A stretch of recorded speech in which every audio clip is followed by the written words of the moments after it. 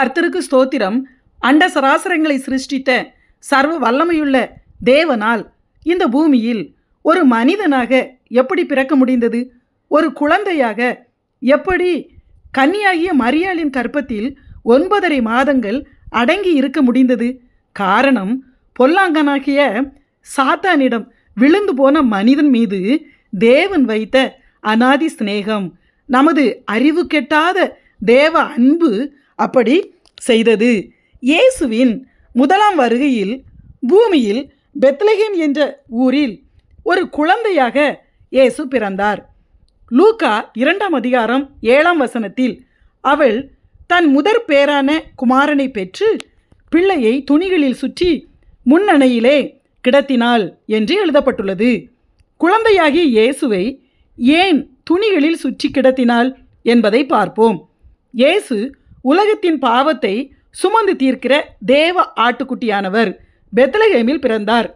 அந்நாட்களில் எருசலேம் தேவாலயத்தில் பலி செலுத்துவதற்கு இஸ்ரவேலர்கள் பெத்லகேமில்தான் ஆடுகளை தேர்வு செய்வார்கள். காரணம், நல்ல உயர் ரக ஆடுகள் பெத்லகேமில்தான் வளர்க்கப்பட்டன.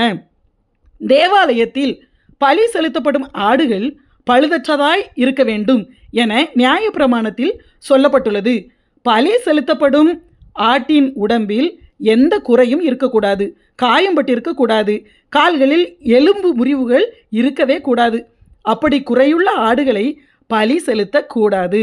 இதற்காகவே பிரத்யேகமாக அந்நாட்களில் பெத்லகேமில் மேய்ப்பர்கள் விசேஷமாக ஆட்டு மந்தைகளை வளர்த்தார்கள்.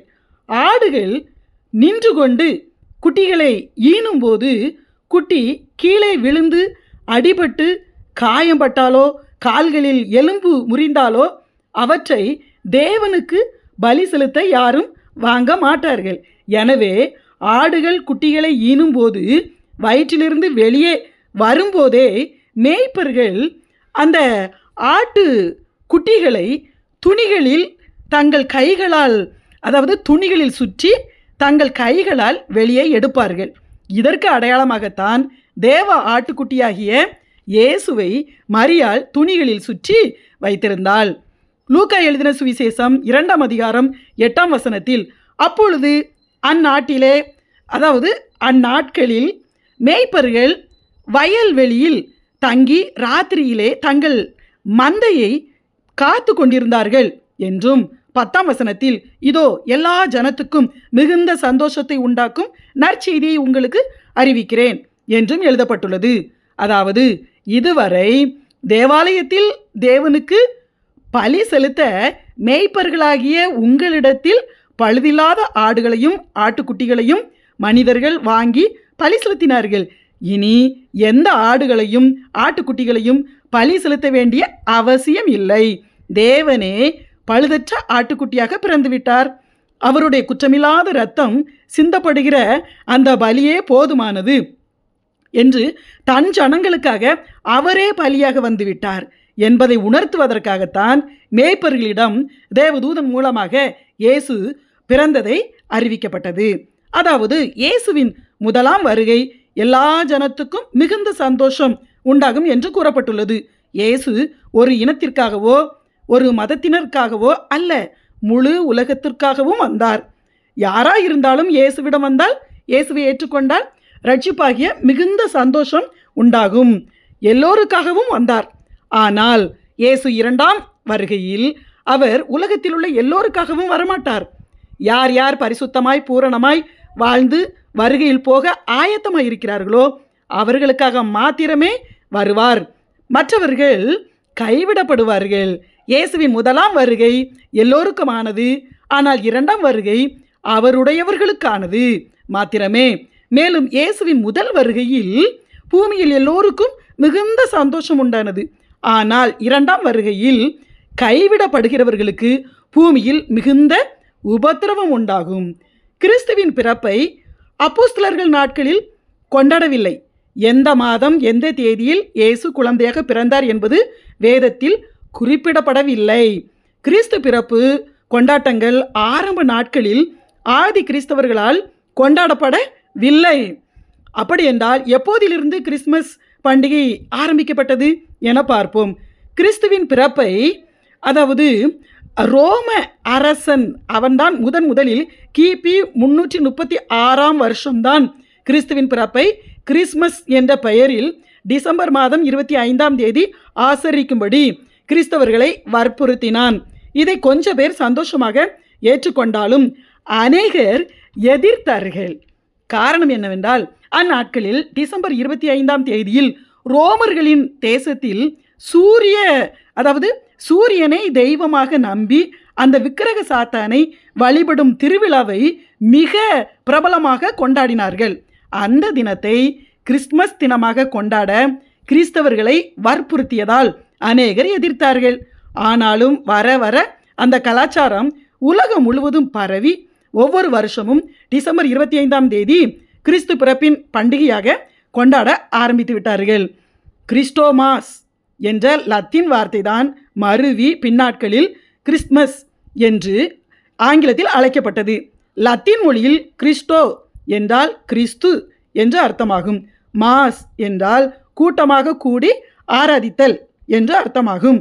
அதாவது ஜனங்கள் கூடி கிறிஸ்துவை ஆராதித்தல் என்று அர்த்தமாகும். இதுதான் கிறிஸ்மஸ் கொண்டாட்டத்தின் வரலாறு.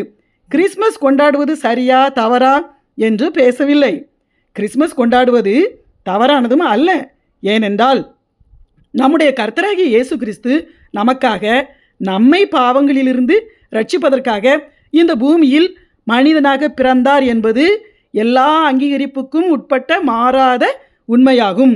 நாட்களை விசேஷித்துக் கொள்கிறவன் தேவனுக்கென்று விசேஷித்துக் கொள்கிறான் என்று வசனம் சொல்கிறது. அது எந்த நாளாக இருந்தாலும் புறஜாதியார் முறைமையின்படி நடவாமல் அந்த நாளில் நன்மை செய்வதும் தேவ சமூகத்தில் காத்திருந்து ஜெபிப்பதும் நல்லதுதானே. தேவையுள்ள ஜனங்களுக்கு உதவி செய்து கர்த்தரை அறியாத புறஜாதியாருக்கு கிறிஸ்மஸ் தினத்தை முன்னிட்டு கிறிஸ்துவின் பிறப்பை சுவிசேஷமாக அறிவிப்பதும் சபையில் கூடி வந்து தேவனை ஆராதிப்பதும் நன்மையானதே. பவுல் சொன்னதை போல எப்படியாவது கிறிஸ்து அறிவிக்கப்படுகிறார் என்பது கிறிஸ்மஸ் கொண்டாட்டத்தின் நோக்கமாக இருந்தால் நன்மையானது தானே. மேலும் கிறிஸ்து பிறப்பு என்பது நெடுநாள் காத்திருந்தவர்களுக்கு கிடைத்த விடுதலை ஆகும். லூக்கா எழுதின சுவிசேஷம் 2 அதிகாரம் 11 இன்று கர்த்தராகிய கிறிஸ்து என்னும் இரட்சகர் உங்களுக்கு தாவீதின் ஊரிலே பிறந்திருக்கிறார் என்று சொல்லப்பட்டுள்ளது. அதாவது இயேசு பிறக்கிற காலகட்டத்தில் இஸ்ரேல் ஜனங்கள் தங்களை விடுவிக்க ஒரு இரட்சகன் வரமாட்டாரா என எதிர்பார்த்திருந்த காலம் அது.